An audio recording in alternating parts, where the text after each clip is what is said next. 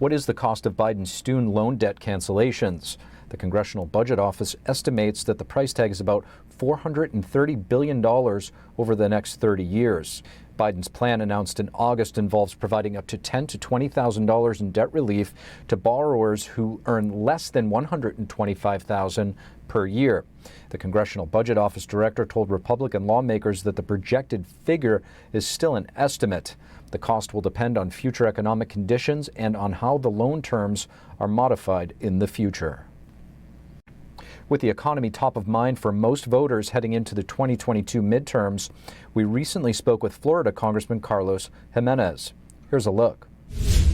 I want to ask you about the economy right now. You touched on that, inflation. What policies do you think need to change to get the country back on the right track? Well, first of all, Congress cannot spend like drunken sailors.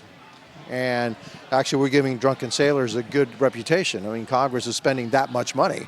So we need to tap down government spending. We know that a lot of the inflation is caused by rising fuel and energy costs. We need to unleash American energy.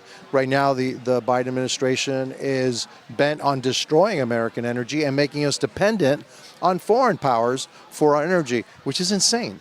And so, those are some of the issues. That's some of the ways we can start to reduce prices and make things more affordable for everyday Americans. If the spending is undermining the interest rate hikes, where do we eventually go from here?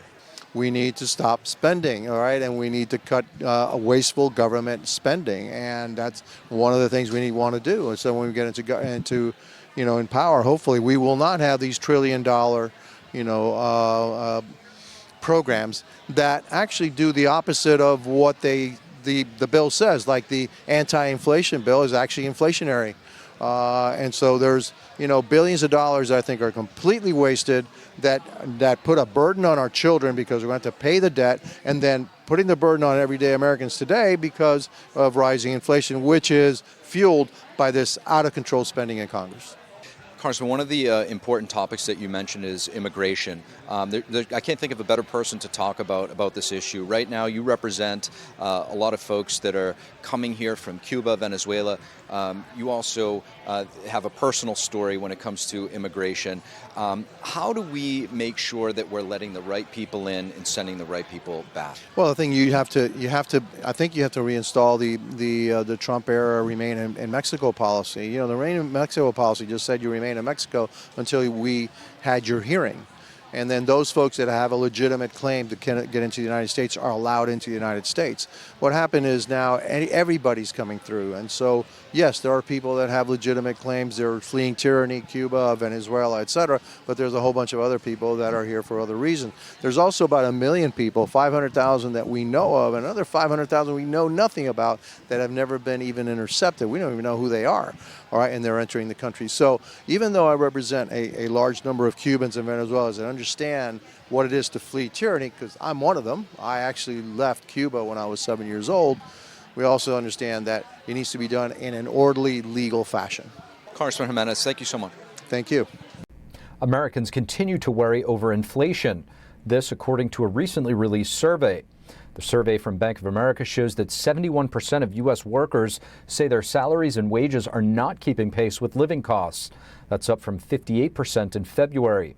The data was gathered in July and is based on Americans who have 401k plans. Only 44% of those surveyed said that they feel well off financially. That's the lowest that level has been in 5 years. Sounding alarms over China, lawmakers from both sides of the aisle send letters to the Biden administration. NTD's Iris Tao brings us more. Ramping up oversight of U.S. investments going into China. That's what lawmakers, including House Speaker Nancy Pelosi and Senate Majority Leader Chuck Schumer, are urging President Biden to do in a Tuesday letter. Congress has been considering legislation that would give the U.S. government new powers to bar billions of dollars in investments from going to China. But the proposal was stripped from the CHIPS Act passed in August, and now it still awaits further negotiations. But lawmakers say our national security cannot afford to wait, citing an urgent need to protect supply chains and intellectual property. And thus, as 51 Republican lawmakers also sent a letter this week warning the administration of Chinese threats. Their focus, meanwhile, is on China buying up American farmland. Lawmakers led by Congressman Carlos Jimenez point to a Chinese manufacturer's acquisition of land just miles away from a U.S. Air Force base in North Dakota. They're asking the administration to act on potential security risks, noting that the land purchase puts the Chinese firm in, quote, the ideal location to closely monitor and intercept military activity.